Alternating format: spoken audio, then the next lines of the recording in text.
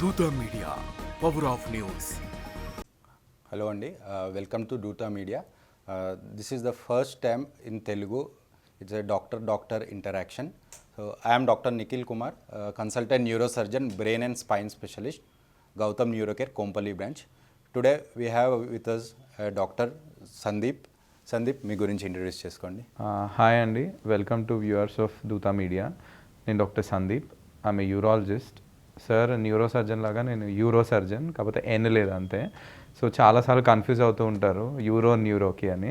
So urologist అంటే kidney related surgeon, anything related to urine related surgeon. So any కిడ్నీకి సంబంధించిన problem, రాళ్ళ సమస్యలు కానివ్వండి, లేకపోతే క్యాన్సర్ సమస్య కానివ్వండి, ఆర్ ఆండ్రాలజిస్ట్ అంటే ఈ సంతానం కోసము, లేకపోతే ఏదైనా సెక్స్లో జెంట్స్కి రిలేటెడ్ సెక్షువల్ ప్రాబ్లం ఏదన్నా ఉన్నా, ఇంకా also renal transplant surgeon.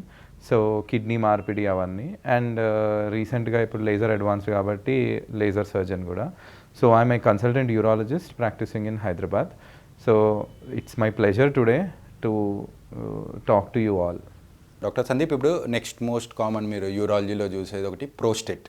So ఈ ప్రోస్టేట్ అంటే ఏంటి, ఎందుకు ఇది ప్రోస్టేట్ రిలేటెడ్ ఇష్యూస్, డిజార్డర్స్ కానీ చాలా ఎక్కువ ఫ్రీక్వెంట్గా ఉంటాయి? అసలు దాంట్లో వచ్చే ఏమేమిటి డిజీజెస్, అది ప్రోస్టేట్, దాని సిమ్టమ్స్ ఎలా ఉంటుంది, ఎవరిలో దీన్ని స్క్రీనింగ్ చేసుకోవాలి, ఎవరిలో చెక్ చేసుకోవాలి అంటారు? చెప్తాను సార్. మంచి క్వశ్చన్ అడిగారు నిఖిల్ సార్. ఇప్పుడు ప్రోస్టేట్ గ్లాండ్ అంటారండి, అంటే గ్రంథి. ఇప్పుడు లేడీస్లో, ఆడవాళ్ళలో గర్భసంచి ఎలా ఉంటుందో జెంట్స్కి ఆల్మోస్ట్ ఈక్వలెంట్ దాన్ని ప్రోస్టేట్ గ్లాండ్ అంటారు. సో ప్రోస్టేట్ గ్లాండ్ ఎలా అంటే వయసు పెరుగుతున్న కొద్దీ దీని ఇంపార్టెన్స్ అనేది పెరుగుతుంది అనమాట, దీని ప్రాముఖ్యత అనేది. సో యంగ్ వాళ్ళల్లో ప్రోస్టేట్ సమస్యలు ఎక్కువ ఉండవు. అంటే యంగ్ అంటే 20 years, 40 years వరకు సేవ్ అయిపోతారు. 40 years, 50 years తర్వాత ఏమవుతుంది అంటే బాడీలో ఈస్ట్రోజన్స్ పెరుగుతాయి, ఆండ్రోజన్స్ అంటే టెస్టోస్టెరాన్ తగ్గుతుంది. సో దీంతో ఏమవుతుంది అంటే ప్రాస్టేట్కి గ్రోత్ అనేది పెరుగుతుంది అనమాట ఈస్ట్రోజన్స్తో. సో పెరిగి ప్రోస్టేట్ గ్లాండ్ అనేది ఎన్లార్జ్ అవుతుంది. సో ప్రోస్టేట్ గ్లాండ్ ఎన్లార్జ్ అయినప్పుడు ఆ ప్రోస్టేట్ గ్రంథి మధ్యలోంచి మూత్రనాళం అనేది ఉంటుంది, యురెత్రా అని. అంటే యూరిన్ పోయాలనుకున్నప్పుడు యూరిన్ వచ్చే ఆ ద్వారం అనేది లోపల ద్వారం, బయట ద్వారం కాదు, అది ప్రోస్టేట్ లోపల ఉంటుంది అనమాట. అంటే ఈ యురెత్రా చుట్టూరు ప్రోస్టేట్ గ్లాండ్ ఉంటుంది. సో సైజ్ పెరిగితే ఏమవుతుంది, ప్రోస్టేట్ గ్లాండ్ సైజ్ పెరిగినప్పుడు అది వెళ్ళి ఆ లోపల నాళాన్ని అడ్డుకుంటుంది అనమాట. అప్పుడు మెయిన్ సమస్య ఏమొస్తుంది, యూరిన్ స్పీడ్ అనేది తగ్గుతుంది. సో యాక్చువల్లీ ఇప్పుడు ఈ ప్రోస్టేట్ మెయిన్ ఫంక్షన్ ఏంటి మన బాడీలో మేల్స్లో ప్రోస్టేట్ మెయిన్ ఫంక్షన్ ఏంటి అంటే ప్రోస్టేట్ ఈ వీర్యం అంటారు కదా, ఈ సెమెన్ వస్తుంది కదా వీర్యకణాలు. సో వీర్యకణాలు బీజం నుంచి వస్తుంది, టెస్టిస్ నుంచి. సెమెనల్ వెసికిల్స్ ఈ ప్రోస్టేట్లో ఏమవుతుంది అంటే దానికి సంబంధించిన మీడియం వస్తుంది అనమాట, ఏర్పడుతుంది. సో ఇది ఏంటి అంటే మెయిన్ యాక్సెసరీ రిప్రొడక్టివ్ ఆర్గన్ అంటారు. అందుకే it is related to testosterone hormone. But ఒక 40-50 years తర్వాత ఈ వీర్యంతో మనకి పెద్దగా పని ఉండదు కాబట్టి దీని గ్లాండ్ సైజ్ అనేది పెరుగుతూ ఉంటుంది. సో ఇప్పుడు మోస్ట్ కామన్ ఎల్డర్లో వచ్చేది బీపీహెచ్ అంటారు, అంటే బినైన్ ప్రోస్టేటిక్ హైపర్ప్లేషియా. పేరులోనే ఉంది బినైన్, అంటే క్యాన్సర్ కాదు. So 80-90% of the times prostate గ్రంథి ఎన్లార్జ్ అయినప్పుడు క్యాన్సర్ ఉన్నట్టు కాదు, అది normal age wise related change అనమాట. అంటే వయసుతో పాటు వస్తున్న నార్మల్ ఫినామినన్ అది అందరిలో ప్రాబ్లం ఇస్తుందని కాదు. 50 years తర్వాత కొంతమందికి ఇస్తుంది, 60 years తర్వాత ఇంకొంచెం మందికి ప్రాబ్లం వస్తుంది, 70 years, 80 years, 90 years, ఇంకా ఒక 90 years తర్వాత క్రాస్ అయిన వాళ్ళ చాలామందికి ప్రోస్టేట్ సమస్య అనేది ఉంటుంది. దీనికి 2 ట్రీట్మెంట్స్ ఉంటాయండి, ఒకటి మెడిసిన్స్, ఒకటి సర్జరీ. మెడిసిన్స్ తో ఫస్ట్ స్టార్ట్ చేస్తాము, ఒక 3 to 6 months ఇస్తాము. ఇంప్రూవ్మెంట్ ఉంటే ఓకే, లేదు అంటే ఏమన్నా సర్జరీ అవసరం పడుతుందా లేదా చూస్తాము.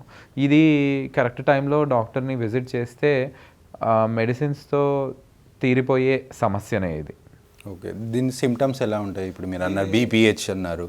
Correct sir. ఇప్పుడు దీని సిమ్టమ్స్ ఎలా ఉంటాయంటే ఎప్పుడు పేషెంట్ వస్తారు మన దగ్గరికి అంటే స్పీడ్ తగ్గిందని వస్తారు, లేదు అంటే ఊరికే యూరిన్ వస్తుంటుంది అనమాట. ఇప్పుడు యూరిన్ వెళ్ళినా తనకి మొత్తం ఎంటీ కాలేదు, కొంచెం ఏదో మిగిలిపోయింది అన్న సమస్య ఉంటుంది. ఇంకొకటి ఆపుకోలేరు అనమాట. ఇప్పుడు యూరిన్ వస్తే వెంటనే వాష్రూమ్కి వెళ్ళిపోవాలి. ఒక్కొక్కసారి వాష్రూమ్కి వెళ్ళే ముందే, అంటే బాత్రూమ్కి వెళ్ళే ముందే కొన్ని బట్టలు తడిచిపోయి చుక్కలన్నీ లీక్ అయిపోతాయి అన్నమాట. ఇదొక సమస్య. ఇంకొకటి బాగా విసిగించే సమస్య ఆ ఏజ్లో ఏంటి అంటే నైట్ పడుకున్నప్పుడు లెగుస్తారు. This is called నాక్ట్యూరియా.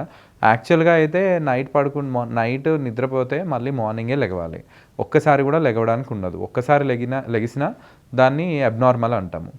సో పాపం ఈ ఏజ్లో ఏమవుతుంది అంటే చాలామంది నీకు ఆ టెన్షన్స్ ఉన్నాయి, ఈ టెన్షన్స్ ఉన్నాయి, ఫస్ట్ అవి కంట్రోల్ చేసుకో, అంతా సెట్ అయిపోతుంది అంటారు. నిజంగానే పెద్దవాళ్ళు వచ్చి ఈ సమస్య చెప్పిన ఇంట్లో వాళ్ళకి తీసి పడేస్తారు, కొట్టి పడేస్తారు.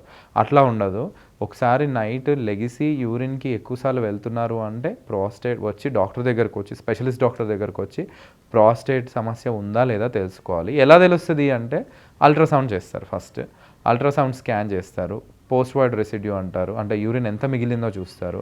ఇంకొకటి ఒక చిన్న కంప్యూటర్ మీద యూరిన్ పోసేది ఉంటుంది, మెషిన్ అటాచ్డ్, దాన్ని యూఎఫ్ఆర్ అంటారు, అంటే యూరోఫ్లోమెట్రీ అనమాట. అంటే వయసుకు తగ్గట్టు యూరిన్ ప్రెషర్ వస్తుందా లేదా, ఏమైనా మిగిలిపోతుందా, ఆగిపోతుందా చూస్తారు. ఇవి బేసిక్ నాన్ ఇన్వేజివ్ టెస్ట్స్. అంటే మీ మీద ఏమి ఇన్స్ట్రుమెంట్ పెట్టి కానివ్వండి, లేదంటే ఏదైనా చేసి టెస్ట్ చేయరు. ఇవి బయట నుంచి చేసే టెస్ట్లు కాబట్టి ఈజీ టెస్ట్. సో ఫస్ట్ ఇవి చేసి దీనిలో ఏదైనా ప్రాబ్లం ఉంటే నెక్స్ట్ చేస్తామన్నమాట. సిస్టోస్కోపీ అంటాము, అంటే లైట్ వేసి కెమెరా పెట్టి లైట్ వేసి చూస్తామన్నమాట. మూత్రనాళంలో ఏమన్నా ప్రాస్టేట్ ఏమన్నా పెరిగిందా లేదా చూస్తాము. ఇప్పుడు ప్రోస్టేట్ రిలేటెడ్ సిమ్టమ్స్ కొన్ని చెప్పారు.